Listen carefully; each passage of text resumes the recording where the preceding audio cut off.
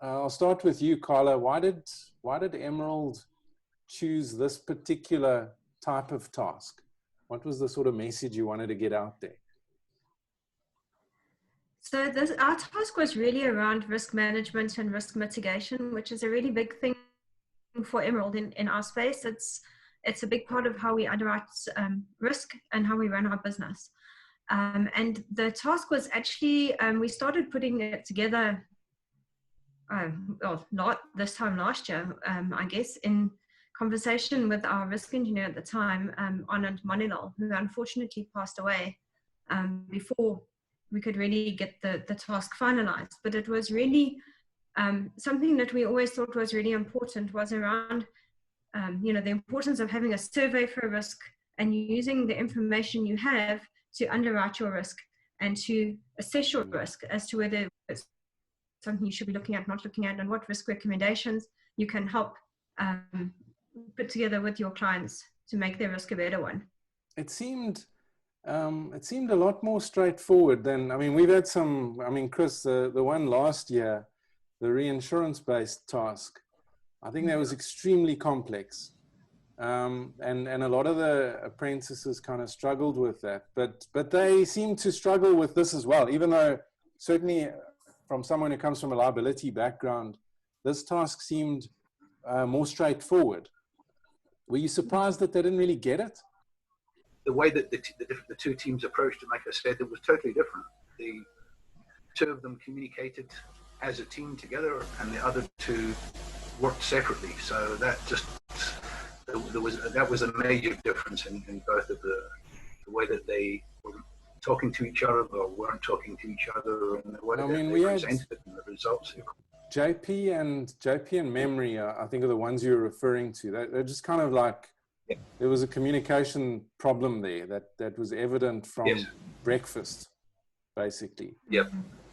You said in the show that you kept telling them that they've got to work together, and that wasn't happening. But I mean, what was going on? Were they saying to you, "We are going to," or "We're happy working separately"?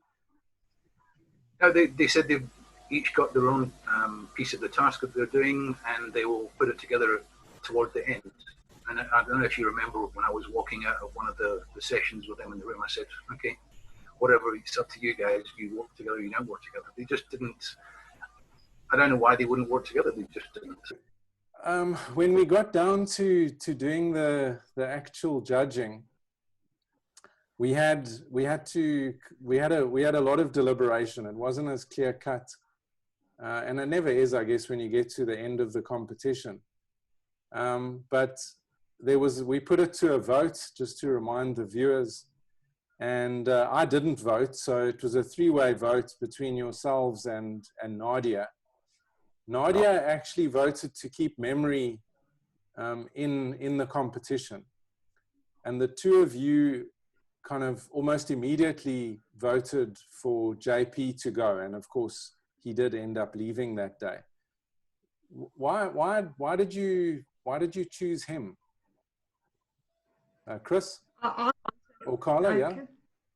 Yeah, I mean, I can say from my perspective, I don't know if the viewers and yourself can recall, but we actually asked them to they had 1 minute to tell us why they should be the person to stay in the competition. And Memory gave us not even a minute, but she told us why she should stay.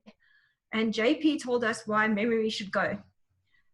He didn't once say, these are the reasons why I should be the person to stay. He just said that he had done a good job the whole week and basically blamed Memory for everything else that had happened that day. And I think part of being a leader, part of being an ambassador is taking accountability and responsibility for your actions and taking ownership of them. And if you can't be big enough to do that in that sort of situation, then that's, for me, that's the reason I voted against him. Chris? From my perspective, Simon, you said to me, Chris, it's up to you as the deciding vote. Up until the moment that JP opened his mouth, my case, Memory was going to go. she hadn't impressed. So you actually changed your mind right at the end. I changed my mind right at the last minute when JP blamed the memory for their team's failure, not his team, their team. They were supposed to be a team, and he snatched defeat from the jaws of victory with his 45 seconds of it was her fault and I was a superstar the whole week. So that was what made me decide. They were both terrible, equally terrible on the day. They weren't working together. I had said in their presentation that I not say to you when I was in the room to work as a team, to work together, and they just failed to do that. Many times I had said that to them, it's better to work together. This is a task that's going to involve you understanding each other's methods of how you're going to present, what you're going to say, and to whom you're saying it. One of my things is know your subject and know your audience. They didn't know the subject, they had an opportunity to know it, and they definitely didn't understand who they were going to present to. So I think they failed dismally because of lack of teamwork and their unwillingness to work as a team. Yeah, I had I had full sympathy for JP, well, for both of them, but obviously more for him because he's the one that ended up going home, because he'd been incredibly strong throughout the competition. In fact, he has a legal background, so I guess this task was going to be challenging as well, because there wasn't really an easy way that he could kind of play it to his strength. So it really would come down to kind of doing the research and working together as a team.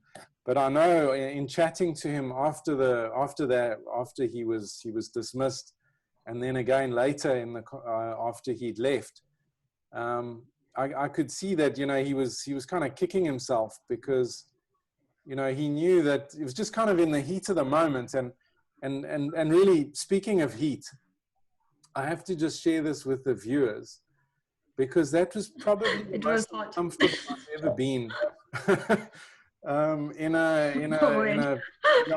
It was so. I mean, I know. Yeah. So basically, to the people at home, we were recording this episode in a warehouse of sorts, a relatively small warehouse, not huge, so not a lot of air circulating.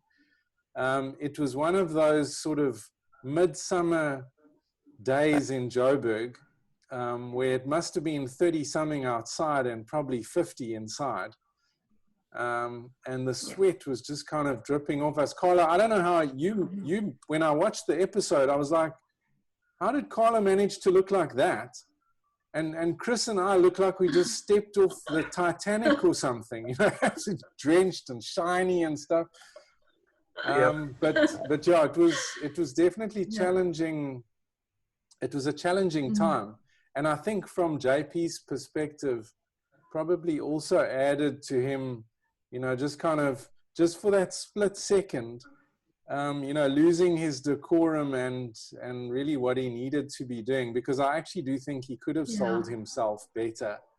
But he let his frustration get the better of him. So that was challenging.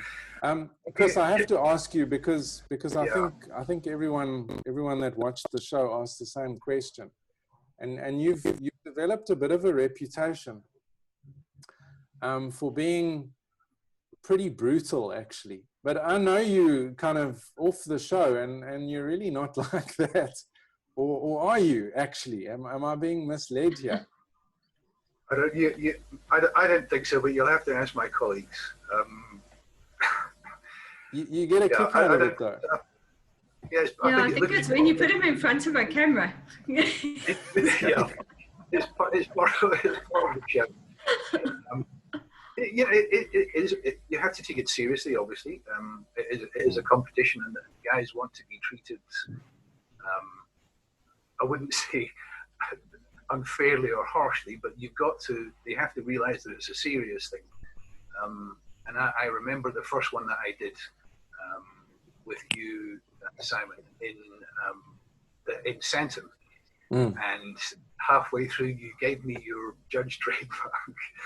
And you know, every time the last 2 episodes that I've done it, the young people in the office have said, before we did the filming, Chris, don't be so harsh on them. You've got to take it a bit easy. You can't punish them like that. So, but I mean, it depends. I mean, they've got to take things seriously. They have to understand and listen to what we're telling them. It's not to say that they can't enjoy what we're going to do. They just have to listen carefully, and it's not a day out at the beach. It's a day out at the fire college with some serious heat in more ways than one. Yeah. Do you think that, you know, meeting a tough judge, someone like you, or certainly the persona that I play through the show, is that realistic? I mean, you work with brokers and you meet clients. Should you be prepared for that kind of personality, do you think, if you're an insurance practitioner? Absolutely. Yes. Yeah. Absolutely. Yeah. Carla? Definitely. You have. Yeah. I mean, I think, you know, in business, I think you're a bit naive to think in life, if you're actually going to get on with and enjoy every person that you ever work with. The reality is, and I think I said as much to JP later in the day, is that wherever you are in life, you might always come across somebody that you really struggle with on a personal level, like, and you think, how am I going to work with this person, or how are we going to get along, or how are we going to get through this? But at the end of the day, you have a job to do and you need to execute, and you can't let those personal feelings get in the way of how you execute a role or a behavior. And you have to almost put that to one side and say, it doesn't matter who I'm working with or who this person is and how I feel about them on a personal level. I have to actually get through this, and we have to deliver a deadline, a goal, a project, whatever it is at the end of it. And that's really what it's about. Well, Carla, Chris, it was great having you. It's always great having Emerald as sponsors, and yeah, hopefully I hope to see you both when lockdown is over. But I certainly hope that we all get to hang out together in the Insurance Apprentice 2021. So yeah, thank you very much, and thanks for spending some time with me chatting about the behind the scenes. Right, I'm here with Christelle Coleman from Elite Risk Acceptances once again. Christelle, welcome back. And yeah, do you want to tell us about this week's winner? Yes, hi, thanks for having me on your show this afternoon. So we had a specific task for this week. We wanted to, you know, for the participants and the viewers and the people who follow us on social media platforms to get a little bit more engaged on LinkedIn, because we believe that's a very strong networking platforms for professionals in the South African insurance market as well. So we didn't just look at the number of posts that the person made, or you know, how many times they commented on something. We were looking for quality of a specific post. We had our rules around that. We said you had to write to us and tell us why you enjoy a specific episode. You had to tag one of the judges or both of the judges on that, or a number of judges on that show that was aired, and also give us the reason why you really enjoyed that specific episode. So we've got a very clear winner again this afternoon. We are very excited to announce that Kim Johnson of Indweg is our winner of the 2000 Rand prize. She tagged, it was actually the show that was sponsored by Aon. And she tagged Terence Williams, and it was a very interesting topic about the retirement age. So a very topical issue, a very important issue to raise and discuss. So well done, Kim. Yeah, well done, Kim, and we'll be in touch with you to get your 2000 Rand prize. And yeah, thanks again, Christelle and Elite Risk Acceptance.